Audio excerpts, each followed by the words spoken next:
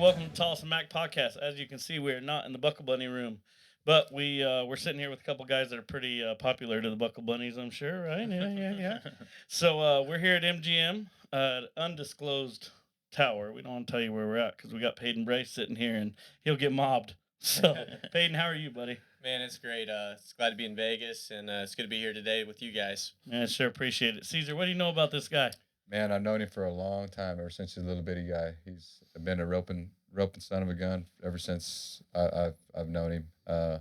One of my favorite stories of Paden when he was just a little kid during the George Strait team roping back in the day. It was the biggest team roping going, and Paden was there for a couple days, and he would sit right next to the healing box, and he wouldn't leave. His mom would take him food and water and everything, but he would sit right there and just watch every run, but like watch the healer back there and back again, watching every single run. I mean, he must have watched.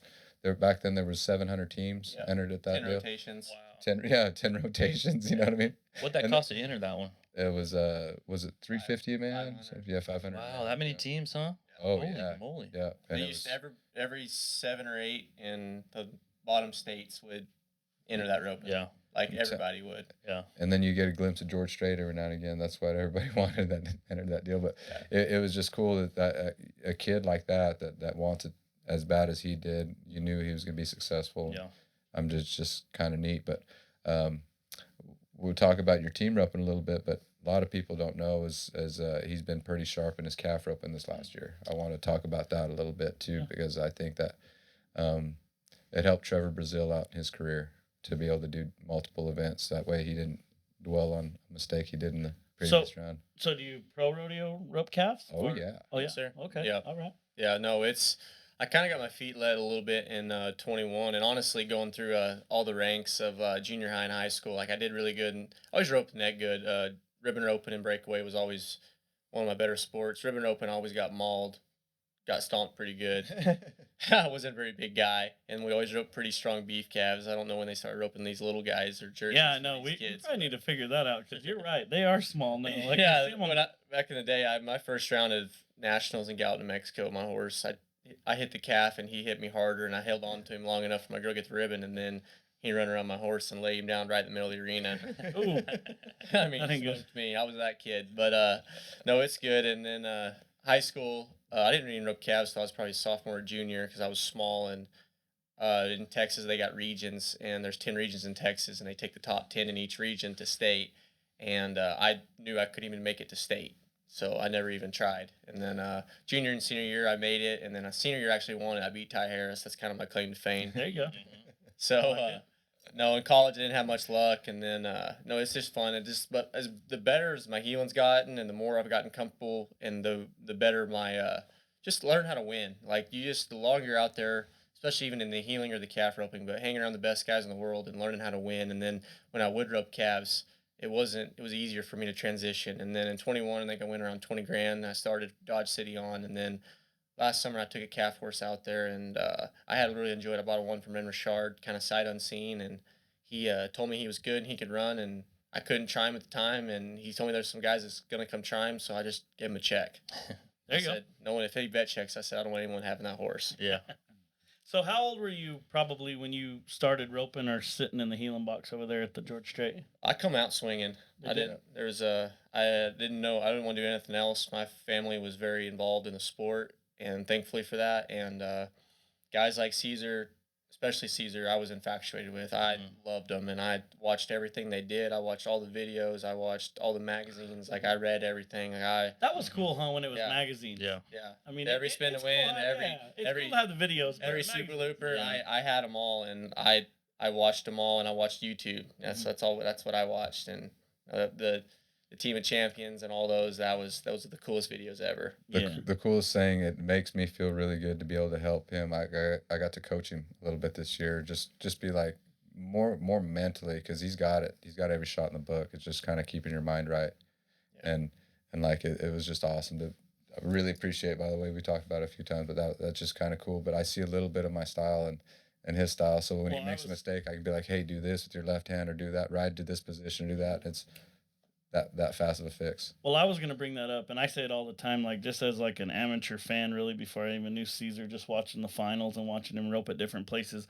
I love nothing more than watching this dude back in the box suck his hat down and just get like dirty, pull back. dirty rank. Yeah. Yeah, just I mean, Full back. like He did it before junior. Yeah. like no, way before, and like because you didn't really know like, am I about ready to watch a fist fight or am I watching a team roping or what we got Yeah. going on? There's a horse involved, shit like that, But you're kind of. I'm watching you heal, and I watch you heal a lot on the X Factor, those match ropings that they put on. Clements announces them. He's been on here before. And you're getting that same back in the box. You're getting your teeth, sucking your hat down, and it's all business. And I, from a fan standpoint, there's nothing cooler than that, to me.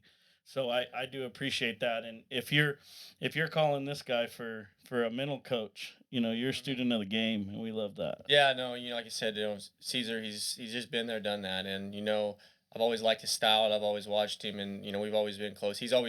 I give him a lot of credit because there's a lot of guys that helped me out when I was young, and Cesar would always take care of me and let me swing his ropes and take me along, and and when I do that with kids now, and it's very full circle, like, and then a lot of times parents are like, hey, I don't want my kid bothering you. I'm like, listen, there's a lot of people that took time out of their day to make sure that I felt special, and it's the least I could do because that's what makes the world go round for our sport. Absolutely. And I mean, you can ask these guys, but I'm the super honest one on all these podcasts, and I'm sure that there's some kids that you see that you're like, okay, you're wasting my time if I stand here and rope the dummy with you, but there's probably other kids that you Right. kind of see some you in them, you know what I Oh, mean? absolutely. When there's nothing that makes you want to help a kid more when he's got try. Yeah. I don't care what his skill level is, but when he listens and he's got try and he's asking questions and he's soaking it all up, like you just can't help but want to stay out there for hours and help him figure it out. Yeah, like I want to go back and find that kid from Oklahoma and just sponsor him.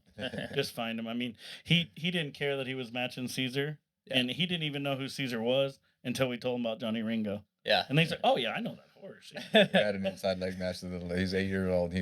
He's won a match. He's like, yeah, I want a match. It's like, he didn't care, man. I love that. I was like, all right, you're gonna be something great one day. And like we're up there waiting for Cesar to do a podcast, and we're like, He's playing left leg. he's playing left leg down there with this kid, right? Which I mean, to us is super cool. So, but back to your kind of calf roping and stuff. Is that something you're gonna get pretty serious about and try to be Yes. to event? Well, I'm young enough and I'm sound enough. I don't want to look back in a couple years and be like, man, if I could have worked at it a little bit more. And honestly, I haven't worked at it a whole lot. It's probably 70-30. Okay. And I've had a little bit of success. And this winter, or this, to get in the winter buildings, I think I might be in or one out for the winter. They have some rodeos in October in Texas, and I win like 6,000, which is not bad. And then some guys went to Brawley, California. There's 3 of them, and it's all to get in for New Year for the buildings for San Antonio and Houston. And 3 guys passed me because I had to go to Charlie Crawford's Roping, and I didn't get to go to Brawley. And I think the Brawley was fairly easy time wise, but it's just add 7,500, and then by that, after they went to Brawley in Vegas, they kind of got by me a little bit. But it'll be funny the way I'm gonna enter as much as I can. I'm roping my brother next year, so I'm really excited about that.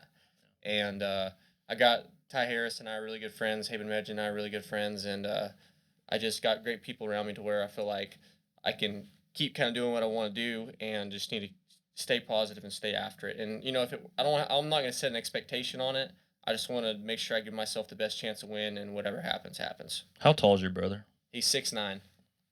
Yeah. So awesome, and he's kind of a little bit of a late bloomer. Oh yeah. In his roping. At 6'9", man, I thought it was like, man, I don't know about a late. He- 6'9". it's almost like he kind of grew up a little bit, and then he picked up the rope Yeah. a little bit. This Because summer. like, it would have been tough for him to start off as a little bitty guy, and then because he was growing so Yeah. much and stuff, Mean and so deep. now like it was like I watch him on those last matches, year. man. He comes Yes. like and he's leaning like it's Yeah. he's damn near touching the cow. he's got Yeah. that much reach over Oh, these other I was guys. like, what you know are you gonna what I say? mean? No, not, you know what I mean, Brandon. You know what I mean. But yeah, he's the cool thing about like a Dustin Egaskiza and Yeah. a couple of these reachers that they got a little bit longer arms, so The they can body go for it. ahead and Yeah. get over their horse and get over the chutes. And man, Yeah. to see him, he showed me a couple of videos this last year and kind of late in the season here. Yeah.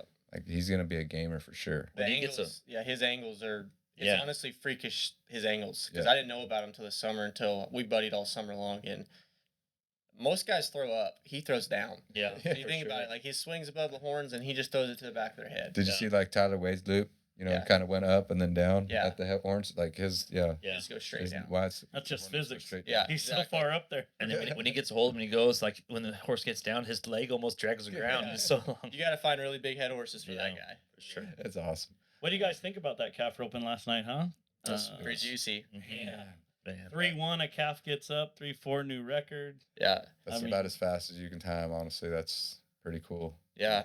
And you spend a lot of time with Haven, right? Yeah, you guys sir. are really good part. You're actually dating his sister. Yeah, kind yeah. of neat. Oh, yeah. We talked about that earlier. Yeah. You guys are keeping you grounded right here, and this is really helping you out this year at this year's NFR. Yeah, no, Haven, he's had an amazing NFR so far, and, you know, it's just patented Haven Medjed run. You know, he never gets in a hurry, and I knew he was going to be 6, but when they said 6'4", I had no idea he was going to be 6'4". No Yeah, mistakes. crazy. Yeah. He just seems steady. Oh, That's the same run. Tonight, I mean, last night he set an arena record, and tonight you could side by side his emotions, yeah. and they'll be exactly the same. Just, Yeah. just Good easy. kid, man. He's a machine, man. Like in 2019 when he won the gold buckle, Yep. he just never made a mistake and tied them all in 8 and 1 and 7. The calves were a lot bigger back then, but this set of calves is shit. That's all right. We got time.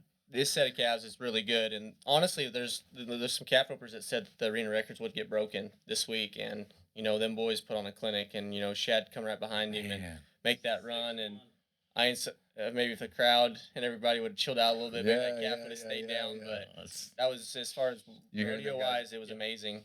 Yeah.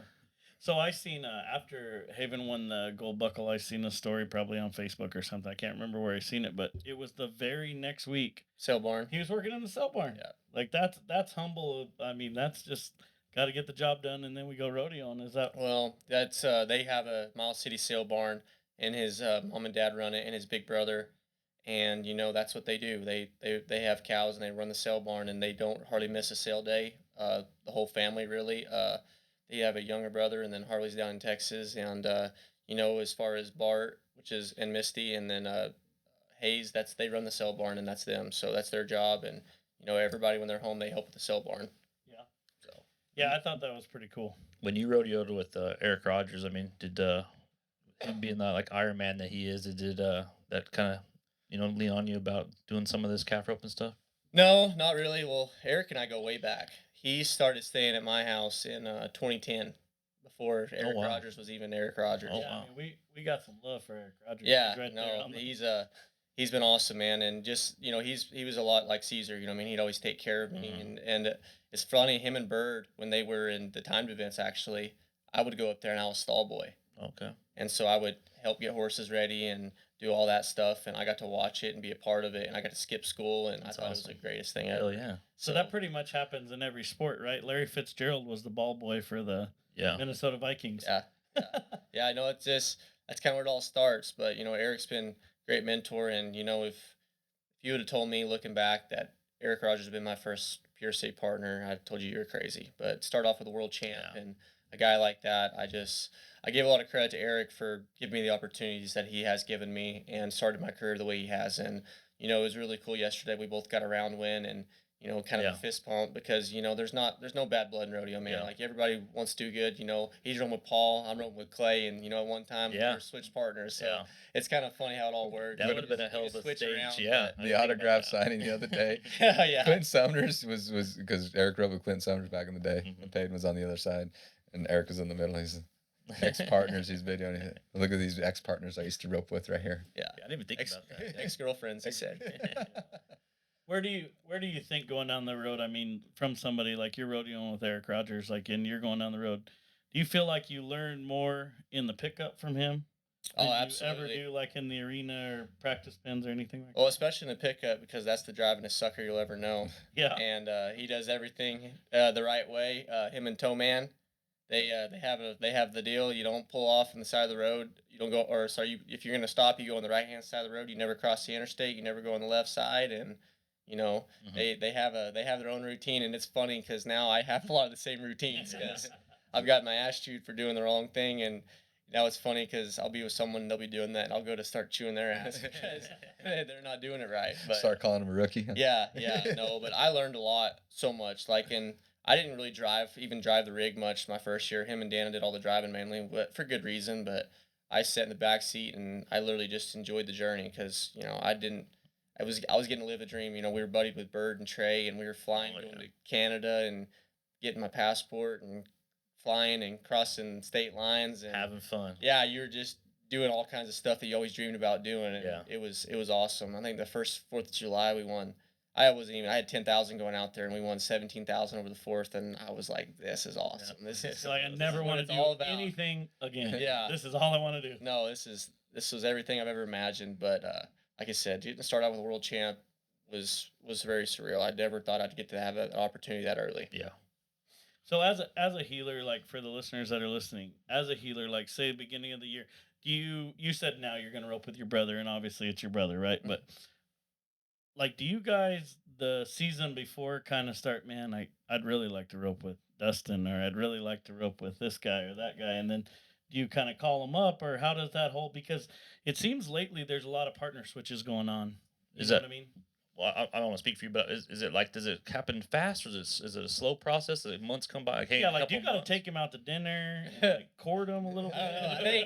I think every partnership maybe has their own story a little bit. You know what I mean? But I just think a lot of it is how your relationship with that guy. You know, if you don't know that guy very well, it's really hard to kind of open up and ask him because you don't want to put yourself in a bind, but you want to be respectful for the situation for everybody. So I just feel like a lot of that depends on kind of what's what. But it was honestly when Eric asked me, we were sitting at dinner just at the house, and I kind of got the call. So it was just like, whoa, like.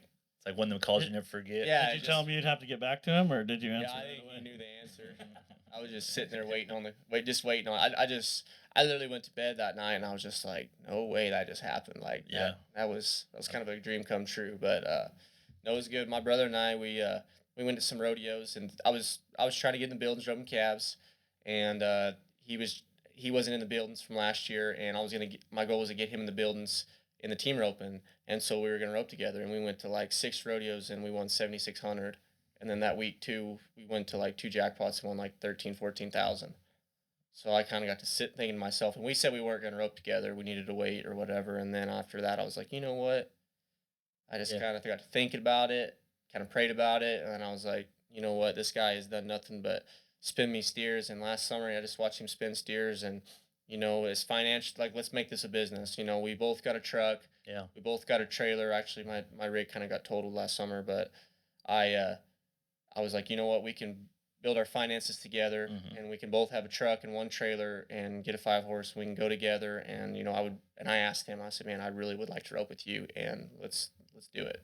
That's awesome. That is a good story. Let's talk about that story a little bit. You sent me a picture of it, man. I God loves Cowboys for sure. Yeah. And God had His hand on you that night and that day, and talk to the listeners about that a little bit. Yeah, I know it's kind of a crazy 24 hours. To go back a little bit, Derek always had, so it's kind of funny. So Derek Begay, he's always taken care of me as well.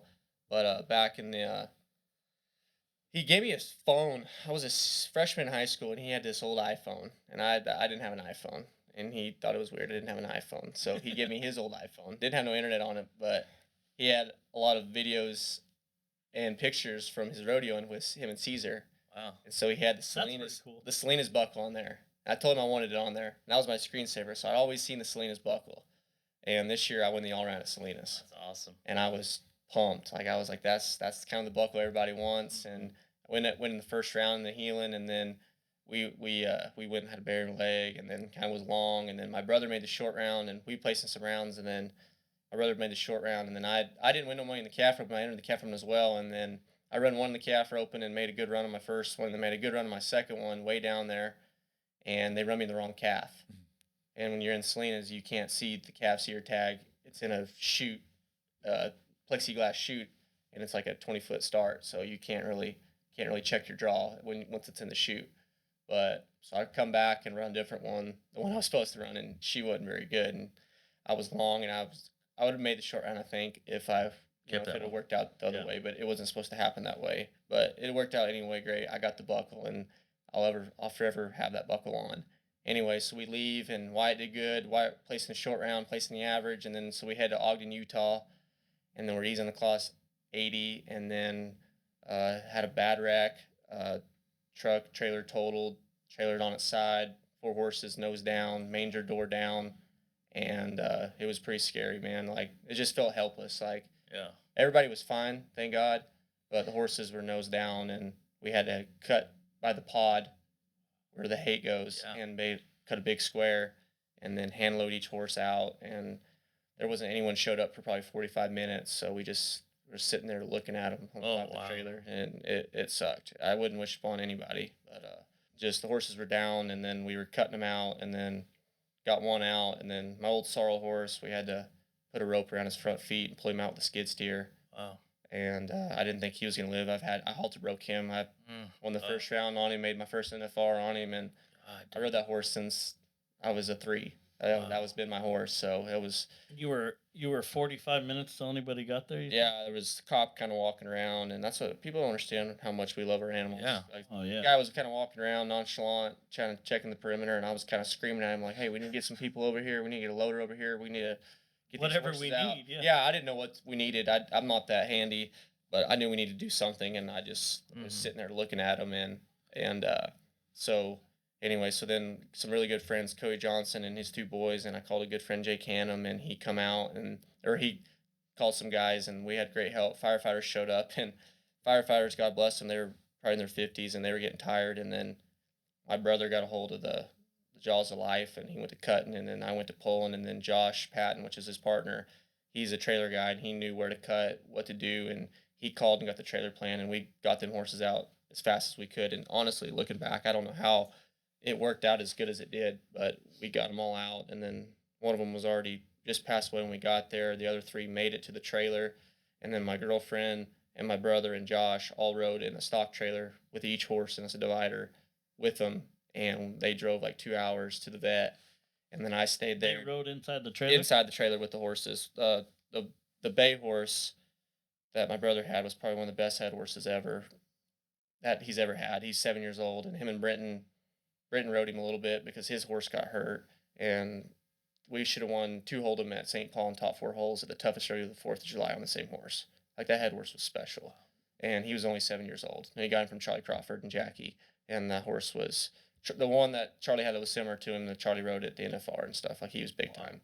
Wow. So, like, that horse, there's no doubt that horse was going to be one of the best head horses in the game, and he already was. Like, there's a lot of the guys that when they'd watch him in the jackpots, you could just see the header slobber over him. Like, they wanted him. Yeah. And he was just special. And then the black horse he had was my brother placed the BFI 3 years in a row, and 2 of them were on the same horse. And, like, Brenton and Wyatt both rode that horse at Salinas, and that was his deal, man. Like, long score, go get him, and he was unbelievable. He was special. And so the black passed away that day, and then the bay was trying to bleed out, and my girlfriend saved him for the minute, and then 7 days later he passed away at the vet. Damn. So, and then my horse was okay, and then my Josh's horse ended up being okay, but they were pretty rough, pretty banged up. Yeah. But there wasn't a scratch on us, and it was a crazy couple 24 hours, and thank God that we were okay. And I hate it for my brother, but you know what, that guy battled back, and he got another horse out there, and that son of a gun never quit spinning steers till Pendleton. He finished the year strong, and no matter what happened, he never weakened, he never quit, and he showed a lot of courage and adversity that at times I didn't have. Like, I'd get upset because he wasn't winning or he wasn't going his way, and not that they weren't roping good. It's just rodeo. A lot of stuff can happen. It's just a lot of variables that you can't control, and he got the short end of the stick, and I'd just be upset because he was just having hell. So yeah, I mean, look at that variable. Yeah, that's not going to happen in any other sport. No. Yeah. No. You know what I mean? No, it was, but that he stuck it out, and he spun steers from start to finish, and can't but have respect for that guy. Yeah, for sure. Pretty cool. And even in the rig, he never got down. I can honestly say he never got down, never was pouty, never said anything negative, and he kept me going, really. You want that out of your head. I was just going to say, doesn't that help you guys going down the road? When you got somebody in there, it's just Richards, positive. the guys that I'm in finals with are so just real level-headed kind of guys. And just positive. Just keep rolling. I mean, Coulter was like, man, he'd pray about it. He said everything will be okay. Yeah. Like, it's like, all right. And Derek is just, we're going to keep going until we run out of money. Joe Beaver said something the other night about Derek I thought was funny. He says, man, one day, he says, we got to get him a heart monitor and put a heart monitor on Derek. He goes, because I bet both of them guys. I bet it doesn't change. Yeah. I bet that heart rate doesn't change, backing in the box, roping, riding up the tunnel, anything never changes. Yeah. So yeah, he's pretty easygoing and pretty smooth. Is there anybody out there from far back as you could remember that you would have loved to rope with that you never got a chance to? I mean, it doesn't mean you had to go rodeoing with them, but just somebody that you would have liked to rope with. You like their head and style and stuff like that. Oh man, looking back, I mean, the 2000s and stuff. Honestly, like I could say is probably Clay Tryon Okay. because that guy's Dude's a won stud. in every era, and I've gotten a jackpot with him a little bit and stuff. But you want to think about a guy that's the last 20 years that's done it. I mean, Yeah. that's the guy, and different healers and different setups and different times. But He just plays his game. he's amazing. You can't. He's a badass. You Yeah. can't say nothing but great things about his competitive instinct. Yeah, it's kind of different watching the finals without him here. Yeah. Yep. Did he make You it know, 20 years in a row or something like that? 20 years. He missed it 1 year. Long time. Something 1 year like ERA year. Oh, yeah. He missed it. Yeah. Oh, He's But- done good. I think since like what 03 or something. that. Yeah. Yeah. I think like Nuts. 03 or something. He's made it Mhm. almost every year. Him and Corey Petska, and and then that time that he got in with Mike Jones, Yep. and that's kind of when he really started Yeah. going on a rampage. He got that black horse with a little snip in his ear, Yeah. The one Thumper. thumper, Thumper. Yeah. come from Jeff and Pauline Robertson. I think that's crazy how you guys can remember all these horses' names. Like, I'm so happy I can remember Johnny Ringo's name. You know what I mean? Like, that's wild. Speaking of horses, now we're on that topic a little bit. You brought a horse over here. I think your lineup of heel horses they got you to the finals. They're sharp. Yeah. But it's going to take something for you to get off of the ones you're riding. That got you here to the one you're on. And shout out to Brady Miner Mm-hmm. Oh, yeah. for mounting you out on that little horse he rode. And that horse is solid. He don't make no mistakes. He's really good in outdoor, indoor. Joe He's just Beaver a sure cool loves him. horse. Yeah, he's scores right. He's pretty cool little horse. Talk a little bit about him. Yeah, no, it's funny is I made the Columbia River Circuit Finals, and I text Brady and was like, hey, do you mind if I get a ride out there? And I said, hey, if you horse or whatever, I said, no, you can't hurt my feelings either way. If I could fly out there, great. He's like, yeah, I got you. Don't worry about it. Little did I know when I got there, I was going to get on Shug. And when I got on Shug for the first time, I mean, I felt like that's what love was all about. I healed one steer on him, and we were 4-2, 4-3 on a trotter off the left, and just hard momentum change and let off, and I'd place my rope down, and he was, oh my gosh, he felt good. And then I got to thinking about it, and Ty Harrison, I had a room up there together because we were both up there, and I got to talk to him about it. I'm like, man, I said, that horse had that feel. And then we kind of started talking about it. I'm like, I need to ride that horse to the finals. I said, I got Clay Smith. My horses are really good. I said, but that one's great. And if I want to go out there for 30,000 a night, have the best chance to win, I need to see if I can get on that one. And then Brady was nice enough to let me on.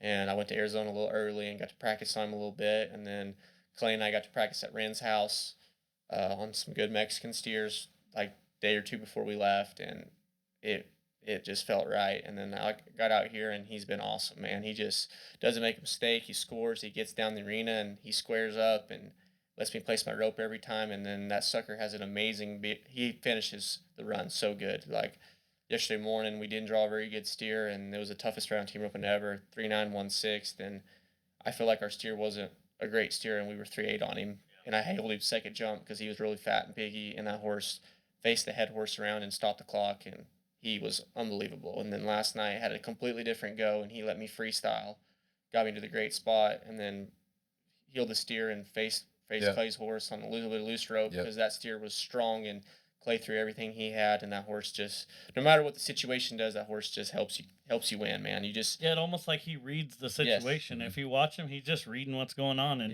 he's your partner. Yeah, I mean, that's the best horse I ever rode. And when the ones help you win and they don't ever cost you win, and you just feel like you're Superman on them, and I feel like I'm Superman on Shug. Yeah, you look pretty good. So. Brady Miner is funny how that whole story came about of that horse. He won the American on that horse, and that's what they wanted. He won $100,000 on the horse, and that's what they wanted for him, $100,000. So won the American, got the buckle, and got a horse. There you go. That's a pretty good deal. Yeah. Sounds good.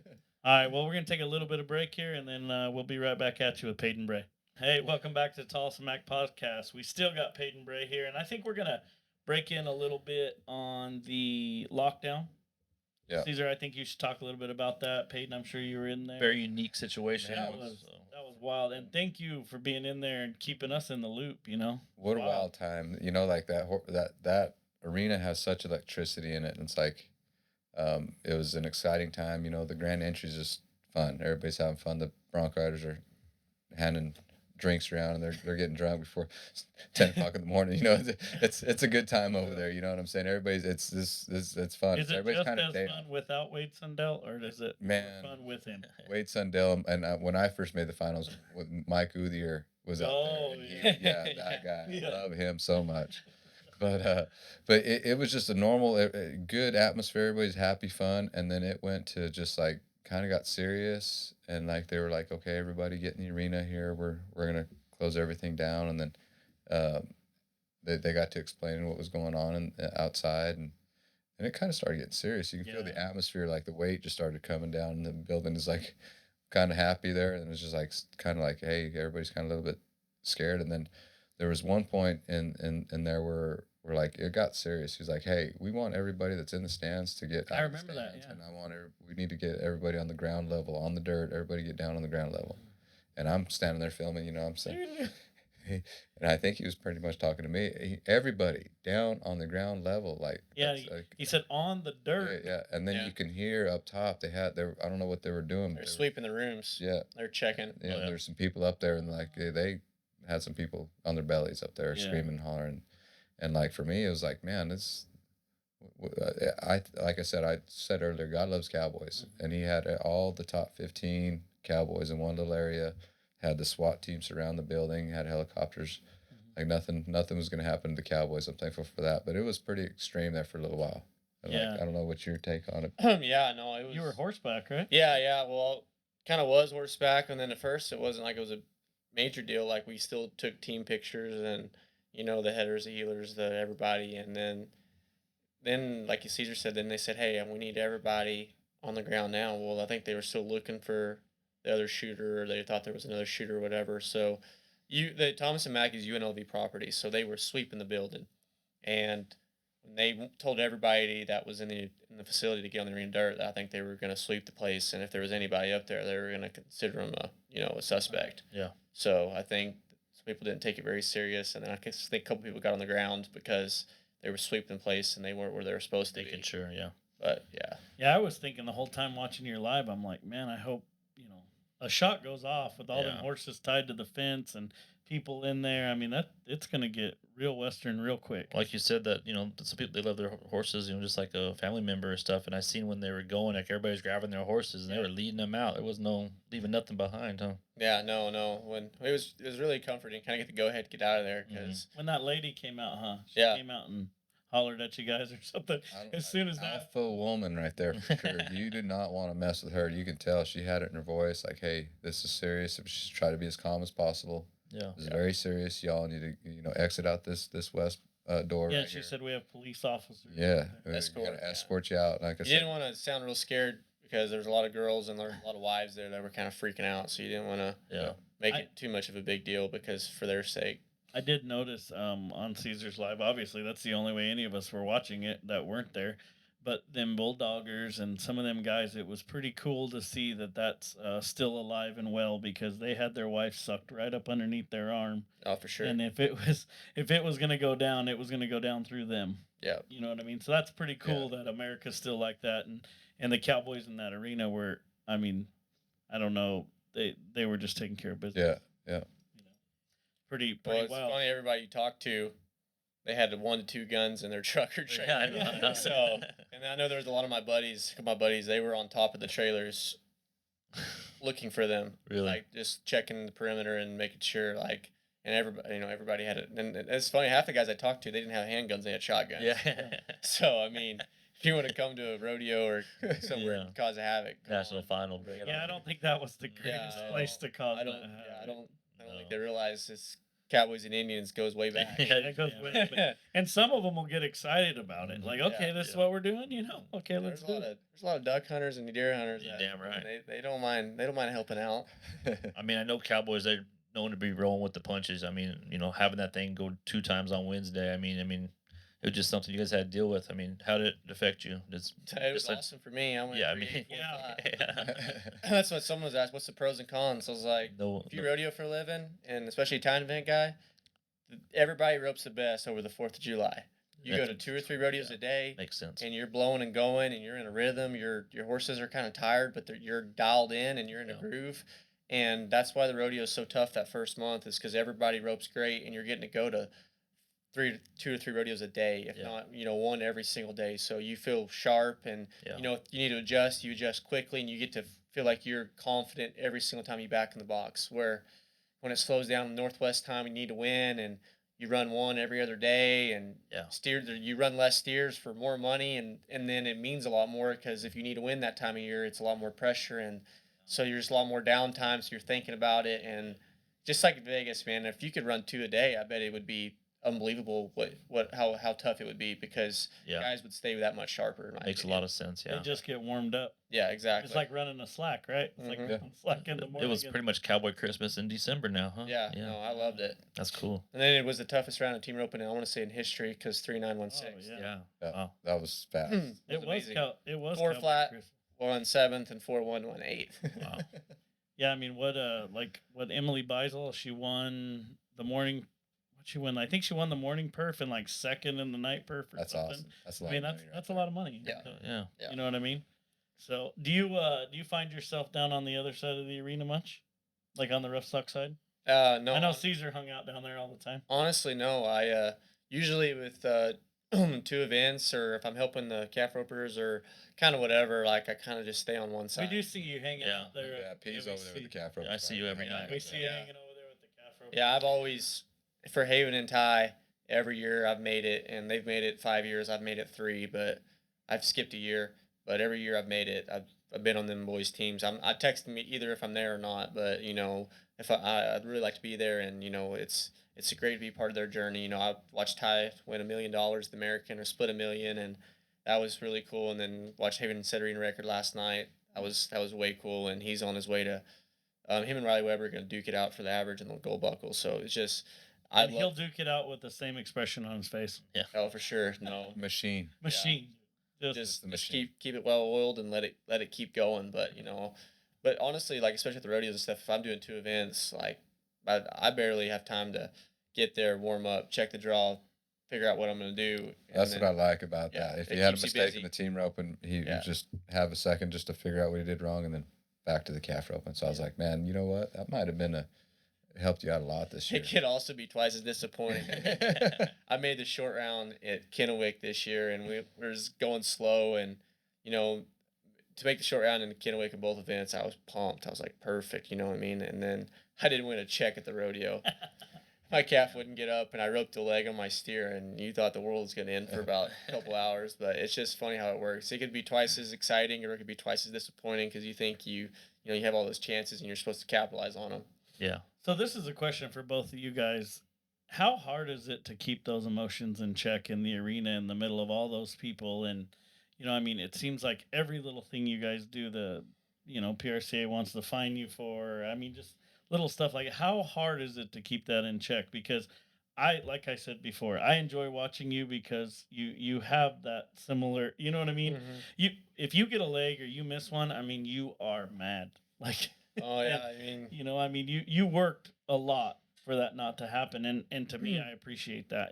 So that we're buddies with Eric, and Eric misses a couple, and then he ropes one, and then his healer misses, and it's just like that has to be so hard, because that healer's over there thinking, shit, he's missed the last 2, and then he turns one, and he has to go in there and rope, and then he misses. It's just, if you could kind of talk for the listeners a little bit about that, like how do you stay focused as the healer, knowing your guy? Of course, you're roping behind the greatest in the world. I get that. And people will say, well, that's not hard to stay focused. This guy's eventually going to turn them. But in your mind, this dude's missed 2. Well, momentum's real. Right. And especially here, momentum's real. And I don't care I believe that 100%. I don't care how good you are. I heard Clay Smith say, I was just glad to turn a steer. Yeah. And that makes everybody feel a little bit easy, even myself. Yeah. But momentum's real. There's like Clay Summer Stake Long, they can't do nothing wrong this week. Yeah. I mean, it's their week, and they've had a day, and they've done amazing, and you can't take the hat off for them, and everything that's worked out has worked out in their favor in a way. You know what I mean? I know Jake Long kind of slipped one, but my point to that is it's just when there's sometimes you just can't control momentum and you can't control fate. Yeah. And I feel like on my mental game is I want to be mentally prepared every single day that I give myself the best chance to win. Okay. Whether it's a new day or a bad day or whatever, like I just want to be in that good headspace where, you know what, I'm not looking back and like, man, if I would have done this, I could have caught that steer. You know what I mean? Like I want to make sure when I show up, whether it's been good, bad, or ugly. And honestly, Clay and I haven't drawn good. And the one last night, when I sent the video, we both giggled about it because it was like it wasn't one you wanted. No, he was too much left. Yeah, and he was sharp, and T Wade said you can't break the barrier in the steer, and Clay missed a barrier and then threw his whole rope. Yeah. He was like, you know, Every but bit he of was he had that dog in him where it didn't Yeah. matter what that steer did, and I knew, like I had the mentality. We both said it. He said, doesn't matter what our steer does, we're gonna win. We're gonna win, and that's what we said. And you know, we weren't in a poor me way saying we didn't draw good. We were just saying facts, like, hey, we didn't draw good, but it's not gonna matter because we're gonna go do our job. Because you're professionals and you know the job that you got to get done. I know what he's capable of, and he knows what I'm capable of. And you know, last night I felt like it was a great job of team roping. You know, he threw his whole rope, did all he could do, and I healed him, and I got tight. And that's all you can ask for. But especially here, you can have long weeks. You know, I've roped legs, and you know, it's felt like the world's gonna end. You know what I mean? But you know, you just got to stay positive the best you can and keep moving. Mm-hmm. Yeah, like we're seeing right now. I mean, Coulter and Derek. I think they're the only ones left. Yep. They're the average, yeah. Yeah, to catch everything in the average, and they've been, you know, they've had some legs and stuff like that, but they kind of stay the course every night. You know, I always make the joke that those guys would rope flawlessly if they just let them out the bottom. Yeah. Just let them Yeah, run to go the to the parking parking lot. Like if they could just go rope them in the parking lot. I mean, you know, that shot that Coulter pulled off, I think second round maybe. I mean, that was the branding pin shot of all branding pin shots. Yeah. You know? And then the one he got a leg on was amazing. Heel shot away because the steer was bucking like a bull. Yeah. You know what I mean? And that's what people don't realize. And I just would like to add on to like Joe B said, like them steers were open. They aren't for women and children. Like Yeah. they are aggressive, and Real they nice. roped them at a 15 rope in the Jingle Bell Classic, and not many guys caught. Mm-hmm. And the legs and barriers placed. That's a 15. And that's a 15. Yeah. I mean, I'm not dogging anybody. I'm just saying those steers we're roping are for real. Yeah. And then there's a couple in each pin that aren't. There's some really good Herefords in there, and there's some good paints, and there's some good yellows, and a couple good blacks. But in each pin, there's about 5 or 6. If you get money on them, you're doing a dang good job of getting paid because they're not ones you want.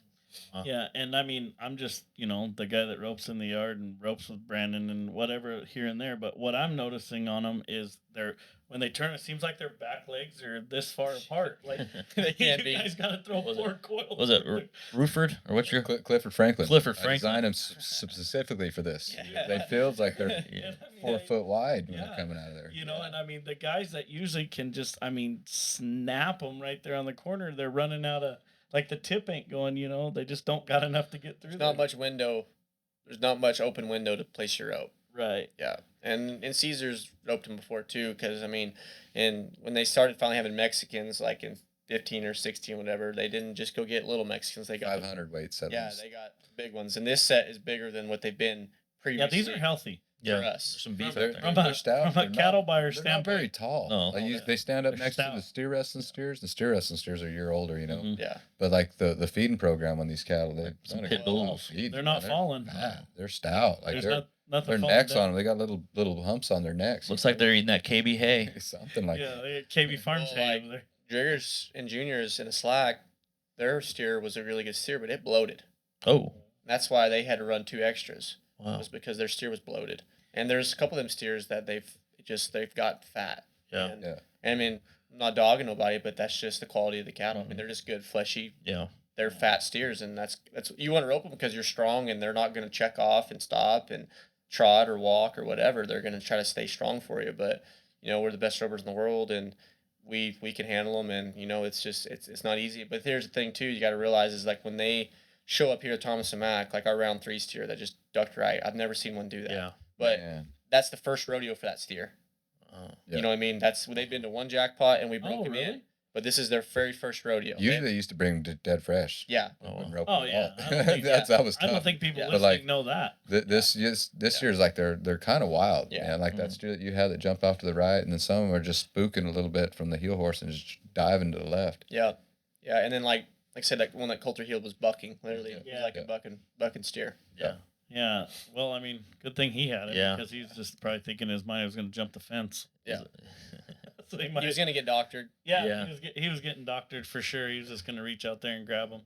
So, and it's got to be like the lights, right? The lights, the music, the crowd, It's the loud in there, man. yeah, Like It's the not normal. It's not a vibration. normal rodeo. No. Yeah. Even the slack didn't feel like a slack. Yeah. I mean, Yeah. that place is special, and you know it's why it's Tolleson-Mack, and it's why we love Pretty going cool. over there. yeah.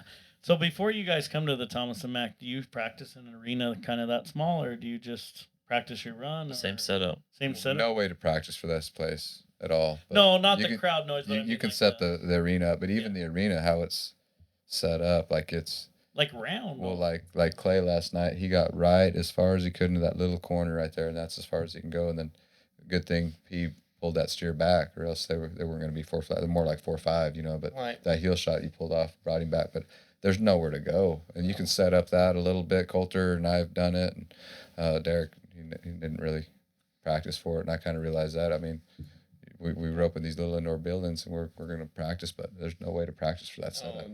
Cesar hit the nail on the head. If you cannot create the feel that this arena has, and I don't care if I have a arena and I have 2 sets of boxes I have a normal setup on the right side, then on my left side it's Tolleson-Mack, same dimensions on paper. Wow. And then when I went and practiced with Clay, we didn't even really set the arena up, but we just went at them and got a feel kind of. But it's some guys will do it, and I think it does help in a way. But man, you trash your steers when you do it. Like Yeah. you smoke your stuff, and I know they said Driggers had to buy a couple extra sets of steers because they smoked them. But like that type of aggression and that type of run, you just can't really prepare for it. And honestly, like it takes a while to me. Like, and I heard someone say this. Like Champ said, it took 5 or 6 years before he felt comfortable in Oklahoma City. Wow. But it's more the fact of rodeoing, being in one's place and getting in that feel. And I know what that means now too, especially because like when I go to Salinas, when I go to Cheyenne, when I go to Deadwood, when I go to Spanish, I know what kind of position Casper. I know what kind of position I'm going to ride. Like, I know what the feel I want to put myself in, and that's no different here. I feel like the only way you get great here is being here a lot. Yeah. And just that many runs, that many repetitions, that many, and honestly having a great feel with your header, like having great chemistry, knowing when your header is going to get on this horse, or knowing when the loop hits like this, or knowing how they're going to pull them here. And just what we do is all off reaction and feel. So, I mean, I think you can overcomplicate it in a way, but also I think you can, not do it enough. But like Cesar said, you just, the feel that this arena has, you can run 100 steers a day and have the best kind of steers. And when you come here, it ain't gonna feel the same. Yeah, I'm in my opinion. Yeah. Well, Yes. before we let you get out of here, I think I would be not doing my job if I didn't ask about the crossfire. Logan Medlins. Yeah. The crossfire. And I don't want you to throw anybody on the bus or, get in a situation where it might get you in a little trouble. But, No. I mean, I guess my question to you is, what do you think about instant replay? Because that's what everybody's wanting. I would love You to know. have instant replay. If instant replay happened, my header would be here that I roped with all season long because Yeah. I got a bad call at Austin, and I know them guys are just trying to do their job, and I'm not throwing shade at them, but Right. good call's a good call and a bad call's a bad call. And it's really bad. Is like I was sitting there with a couple guys, and we were watching. I was in the back of the tunnel, and we were watching TV when Logan Medlin first threw. 2 or 3 guys said crossfire, and then you watch instant replay. Yeah. It didn't look like a crossfire. And then you watch, Paul Eves and Eric Rogers go 3-5, and they made an amazing run. Right. I thought Paul Eves threw first legal, but he didn't throw no faster than Logan Medlin did, in my opinion. Mm-hmm. So that's hard. I think that happened so fast, and them guys, they knew that steer was good, and, Logan had great feel with his header because Logan didn't throw where he was at. Logan threw where he was going. Yeah. And that's a big thing what flaggers don't understand to me is healers, when we have great feel and chemistry of the run, we throw where they're going to be at. We don't throw necessarily where they are at. And that sometimes to a flagger, they say, Well, yeah, oh, that he's makes- throwing in the switch. Well, no, they have a great feel with their guy and they know where they're going to be. I had a close one a couple years ago with Rogers, and I threw where he was at. I didn't throw where he was going to be. I threw where he was going to be at. Yeah. And that's just the fight we're just always gonna have to fight. And I wish it was a little better. I wish it was more user friendly because them guys made a great run and they deserve what they deserve. Yeah, Shattered the arena record. I just feel like if the flagger can see the run coming to him, say if he would stand in the back at the far corner, and he's out of the way right there, and if he needs to ride up the healer side of the arena, but if he could have saw the run come at him, I don't think he would have called him out. But where he was at, he's in a bad spot. Yes, and crossover. he's seen that steer and Logan throw a little to the right of him right there, hold the slack for just a second, and then go to the horn, which Logan usually throws him out there in front of him and it comes tight real fast. So that I think Paul's shot was just as fast. And, he was around him. But he was all the way around him. And shout out to Kenny Hero when I was first started rodeo, and he told me that. I got called out for a couple crossfires right back to back. Yeah. And he says, you got to get up the arena a little farther, almost step by, and then your horse is good enough. He'll square up right behind him. You're going to get called out. And I would almost throw faster. And there was, And so that's the thing right there. I just don't think the flagger's in a good spot to see the crossfire. And it's hard. He can't see the steer, and you know what I mean? Like, he needs help. I mean, he needs a second pair of eyes. And I wish a guy like Claire Brian Cooper or someone that's really well and respected. Yeah, we've talked about that. And that could be your secondary judge, and he could make help a guy out. Yeah, that's what they do. Take the pressure off of him. Yeah, that's what they did in the Don't PBR. grill him. Yeah. I mean, they put an old school bull rider in the PBR, and he's the guy that thumbs up or thumbs down the replay. He's got all the respect from the riders and stuff, and then Clay don't argue with him, or all these guys. They'd have all the respect from us, Because like you said, that much money every night. I mean, man, they got it right. And it needs to be something like similar to PBR. They hit the button if you want to replay, and there's only certain things you can ask for a replay. Yeah, and then even challenge, let it cost you money if it's a challenge. Exactly. Let it be for $1,500 or something. Absolutely. And then if it was reversed, you get it back. Yeah. But whatever. But at least you get a chance. And then honestly, I think too is what people don't realize is like the roping's changed. Big time. The headers are out the front. They're opening them steers up. They're being soft with them, and they're getting them legal. And if you can go flag a weekly jackpot around Arizona or even Texas. I know Arizona is a little bit more lenient on the crossfire, but like even around Texas, like with all the guys there, if you can, this thing is that them, in my opinion, them guys are really good guys and all, but they cannot go to an open rope in Texas and flag it and not mess up. Right. And that's really human hard. error. And then them, those same guys that are making our living throughout the season. Yeah. And that's what's really hard is because I'm not throwing shade at them. I'm just saying, like, when you ask a flagger if they want to go flag a jackpot, they're going to be like, absolutely not. I do not want to have that responsibility. And you don't blame them for that. But then your normal weekly guys, your World Series USRC flaggers, they no problem at all. They call it all day. And they're not really going to argue with them either because they know what they're talking about. They may not be a 10 healer, but they know what a crossfire is. Yeah. Absolutely. All right, man. Well, we'll let you. Really appreciate you coming on. Thank you guys. You're at the Tolleson-Mack. You ever come and pass through? You're always welcome to come to the Tolleson-Mack, and lots of steers over there. A lot of people don't know. You drive right through it. It's right off of right there by between Buckeye. 303 and 202 nowadays. Yeah. You're passing through. You need some hay on that hay rack of yours. You just come on over. I appreciate it. Yes, sir. Can't have too many friends. Thank you. Thanks, man. No, that was smooth. Thank you guys.